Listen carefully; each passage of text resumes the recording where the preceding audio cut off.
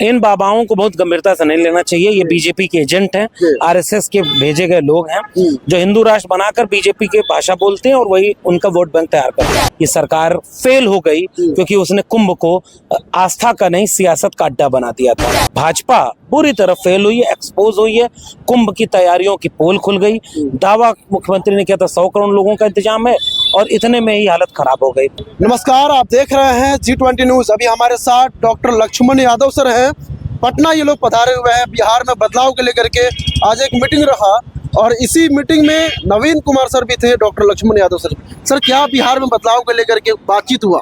आज बिहार और आसपास के बहुत सारे सामाजिक संगठनों ने, राजनीतिक भूमिका निभाने वाले लोगों ने एक बड़ा मंच सजाया कि बिहार में जो परिस्थितियां बन रही हैं, सांप्रदायिक ताकतें धार्मिक उन्माद पैदा करने की कोशिश कर रही हैं, गैर बराबरी से लड़ने वाला बिहार, सामाजिक न्याय के लिए लड़ने वाला बिहार 90 के बाद जिस तरह बदला और बेहतर हुआ, कुछ ताकतें उसे वापस उसी दौर में ले जाना चाहती हैं कि मुट्ठी भर लोगों के हाथ में सब कुछ रहे और बाकी लोग फिर से उसी दौर में लौट जाएं जहां उनके पास गुलामी हो।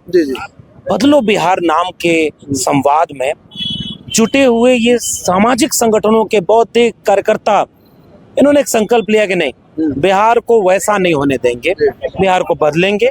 बाबा साहब के संविधान से बिहार चलेगा, सामाजिक न्याय वाला बिहार होगा, आर्थिक न्याय वाला बिहार होगा और सांप्रदायिकता के खिलाफ कड़ी टक्कर लेगा। इसके लिए सबकी जुटान थी आज। सर, आए दिन जितनी भी धांधली होती है आप आवाज उठाते रहते हैं। महाकुंभ का सर एक जो दौरा चल रहा है, महाकुंभ में लाखों भर भर करके लोग गए।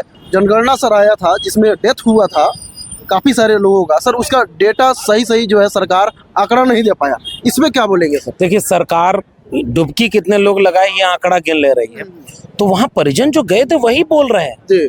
आप जो पत्रकार बोल रहे हैं उसके ऊपर सरकार मुकदमा कर दे रही है। मेन स्ट्रीम मीडिया को मैनेज की हुई है, जो फूल बरसाते हेलीकॉप्टर की फोटो और लोगों की भीड़ दिखा रहा है। और जो परिजन वहां हिंदू आस्थावान हैं, जो रो रहे हैं, बिलख रहे हैं, परेशान हैं, 15-20 घंटे से ट्रैफिक जाम में लगे, पहुंच नहीं पाए, अपने परिवार के लोगों को खो दिया, गुम हो गए, उनका जवाब सरकार क्यों नहीं दे रही? ये सरकार फेल हो गई क्योंकि उसने कुंभ को आस्था का नहीं सियासत का अड्डा बना दिया था। इसलिए भाजपा बुरी तरह फेल हुई है, एक्सपोज हुई है। कुंभ की तैयारियों की पोल खुल गई। दावा मुख्यमंत्री ने किया था 100 करोड़ लोगों का इंतजाम है और इतने में ही हालत खराब हो गई। इससे नुकसान हुआ है, जो आस्थावान हिंदू हैं उनको ठेस पहुंची है, पीड़ा पहुंची है। सरकार को कम से कम सच बोलना चाहिए, मौत के आंकड़ों को छुपाना नहीं चाहिए, क्योंकि जो वहां प्रभावित हुए वही वीडियो बना के भेज रहे हैं कि एक जगह नहीं कई जगह भगदड़ हुई, केवल 30 लोग नहीं और ज्यादा मारे गए। सरकार को झूठ नहीं बोलना चाहिए। सर, एक बाबा है धीरेन्द्र कुमार शास्त्री जी, उनका सर बयान आपने सुना भी होगा, किस तरीके से टिप्पणी कर रहे हैं कि जो कुंभ में नहाने गए। इन बाबाओं को बहुत गंभीरता से नहीं लेना चाहिए। ये बीजेपी के एजेंट हैं, आरएसएस के भेजे गए लोग हैं जो हिंदू राष्ट्र बनाकर बीजेपी के भाषा बोलते हैं और वही उनका वोट बैंक तैयार करते हैं। इसने कहा कि लोग मर गए, तो दूसरे बाबा ने कहा कि तुम क्यों देर कर रहे हो, मोक्ष मिल रहा है तो तू भी पहले जा, मोक्ष ले। इस ढोंग से, पाखंड से बचना चाहिए और ऐसे बाबाओं से बचना चाहिए। अकेला बाबा साहब अम्बेडकर पर्याप्त है इस देश को लिए और वो भारी पड़ता है। संविधान से देश चलेगा। धर्म आस्था दिल में रखो, जहां जो करना है करो, एक धर्म को दूसरे से मत लड़ाओ और आस्था के नाम पर पाखंड अंधविश्वास मत फैलाओ। इससे देश को बचाना है, संविधान से देश को चलाना है। एक सर लास्ट प्रश्न है कि अभी जो दिल्ली में देखे आपकी अरविंद केजरीवाल की हार हुई और जो है बीजेपी 48 वोटों से विजय पाया, तो ऐसा लग रहा है कि सर बिहार वाले भी घबरा गए, कहीं कुछ खेल तो नहीं चल रहा है। हरियाणा में भी यही हुआ, महाराष्ट्र में भी यही हुआ, भाजपा ऐसा उत्तर प्रदेश के उपचुनाव में हुआ कि भाजपा ने भीतर से संविधान को इतना कमजोर कर दिया कि चुनाव आयोग मर गया है, ऐसा विपक्ष के नेता बोल रहे हैं। तो विपक्ष कह रहा है कि चुनाव आयोग को तुमने घपला कर दिया, फर्जी वोटर लिस्ट में नाम जोड़े जा रहे हैं, तुम जवाब नहीं दे रहे, वोट नहीं डालने दिया, तुम जवाब नहीं दे रहे हो, एक आदमी मिल्कीपुर में 6-6 वोट डाल रहा है बीजेपी को, तुम उसका जवाब नहीं दे रहे हो, लोगों के नाम काट दिए, तुम जवाब नहीं दे रहे हो, फर्जी वोटर जोड़ दिए गए दिल्ली में भी, महाराष्ट्र में भी और उसके बाद अब बिहार में भी जोड़े जाओगे, इसका जवाब नहीं दे रहे हो। लोकतंत्र बचेगा कैसे? लोकतंत्र को बचाने के लिए वोट का अधिकार सुरक्षित रखना है।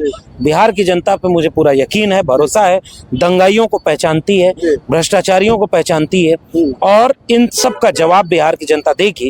वो दंगाइयों के साथ नहीं जाएगी, झूठों और भ्रष्टाचारियों के साथ नहीं जाएगी। मुझे ऐसी उम्मीद है बिहार। बहुत बहुत शुक्रिया सर आपका, बहुत बहुत धन्यवाद। तो ये हमारे साथ थे डॉक्टर लक्ष्मण यादव, इनके बात आपने सुना कि जिस तरीके से बाबाओं पे बोले इन्होंने, महाकुंभ पे बोले और बिहार के जनता पे बातचीत उन्होंने बोला। तो ये सारी चीज़ों का आपने सुना। बाकी अगला कदम क्या होगा बिहार के जनता को कमेंट बॉक्स में अपनी राय जरूर बताइएगा। वीडियो को ज़्यादा से ज़्यादा शेयर कीजिएगा। जय हिंद, जय भारत।